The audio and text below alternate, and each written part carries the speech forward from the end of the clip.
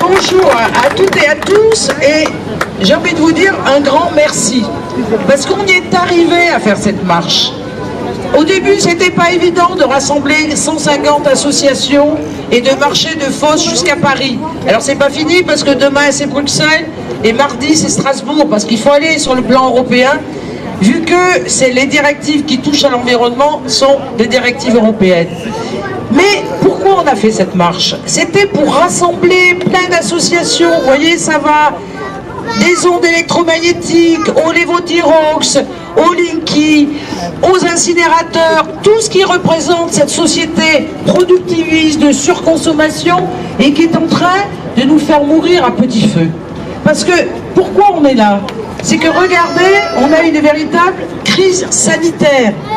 Même l'Organisation mondiale de la santé parle d'épidémie de maladies chroniques. Alors c'est les cancers, c'est le diabète, c'est l'asthme, c'est toutes ces maladies qui sont en train de nous faire mourir. Et il y a en France plus de 20 millions de gens, vous voyez, qui ont des longues maladies. C'est des chiffres énormes. Alors de deux choses l'une, soit on le fait séparément, chacun a son combat, ou soit il fallait rassembler tous ces gens-là, marcher, dire que on était là, on a découvert des tas de choses le long de cette marche. On a découvert des tas d'écoles qui étaient construites sur des déchets, sur des matériaux qui justement entraînaient des leucémies au niveau des gamins. On est allé visiter des usines comme Arkema, comme Sanofi, où il fallait convaincre aussi les syndicats qui évoluent progressivement pour la reconnaissance des maladies professionnelles. Et puis, chaque fois, les gens se rassemblaient et chaque fois, il y avait un débat le soir où on pouvait discuter de sujets différents, de la malbouffe, de l'alimentation. Vous voyez, quand je viens ici, je me dis, ben, c'est ça notre société de consommation. Et quand on regarde ce qui est craché au niveau de ces cheminées, on se dit, mais je vous dis, quand on meurt à petit feu, mais là-dedans, il y a des dioxydes au chlore, dioxydes au brom, les furades, les particules fines, etc. Et là, il faut savoir dire non. Mais pour ça, on est fort que si on est ensemble. Alors la suite de ça, c'est quoi? C'est la plateforme. On va essayer de mettre ça sur une plateforme où il faut qu'on s'entraide. Vous voyez, il y a des avocats hier qu'on a fait intervenir sur la chlordécone avec Maître Laforgue, avec Harry Durimel, etc. Ils sont sensibilisés et ils commencent à devenir bons sur les problèmes de santé et environnement. On commence à gagner des procès. Parce que vérité et justice, et vérité, on veut avoir accès aux informations, puisque c'est l'omerta la plupart du temps. Que ça soit à Montreuil, à Romainville, ils n'obtiennent pas les analyses. Pourtant, c'est des documents publics. Mais on fait tout pour cacher l'information au niveau des gens. Et quand on a les rapports qui montrent que c'est inadmissible de polluer à ce point, alors la justice est bloquée parce que les procureurs ne veulent pas donner ça à des juges d'instruction. Donc il faut qu'on en fasse évoluer la juridiction pour qu'on obtienne le concept de crimes environnementaux, de crimes industriels.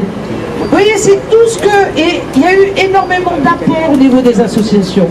Alors, on va finir cette marche à Stalingrad, donc je vous demande de suivre cette marche parce que c'est important. On va être reçu par le ministère de la Santé avec Mme Buzyn, qui est la caricature de l'omerta. C'est la caricature, c'est une femme qui n'a pas voulu qu'il y ait une étude en 2013 sur les cancers de la prostate. C'est une femme qui adore les conflits d'intérêts, et notamment celui de son mari. Et puis on va voir notre Hulot. Mais qu'est-ce qu'il fait, Hulot? Qu'est-ce qu'il fait? C'est un écolo, Hulot. Mais là, s'il ne peut pas obtenir ce qu'il demande quand il y a des interministériels, eh bien moi je dis, écoute, Hulot, va-t'en. Va-t'en, parce que tu es en train de cautionner un président de la République, Macron, qui nous a dit, ma priorité, ça sera santé et environnement. Qu'est-ce qu'il a fait? Rien. Il dit, ma deuxième priorité, ça sera les perturbateurs endocriniens. Qu'est-ce qu'il est en train de faire? Il est en train de supprimer le plan français de la stratégie sur les perturbateurs endocriniens. Il a dit, on va éliminer les pesticides. Incapable de le mettre dans la loi agriculture et alimentation. Alors ça suffit. On n'a pas besoin de la caution de Hulot au sein de ce gouvernement. Il faut qu'il parte. Donc vous voyez bien que ce qui nous rassemble, c'est les biens communs. Ce qui nous rassemble, c'est l'intérêt général. Ce qui nous rassemble, c'est une prospérité, mais pas dans le productivisme. C'est une sobriété heureuse, comme disent certains. Et là, vous avez la caricature des 700 000 tonnes qui viennent pour être brûlées, hein, alors qu'il faut réduire les déchets à la source. C'est ça la solution.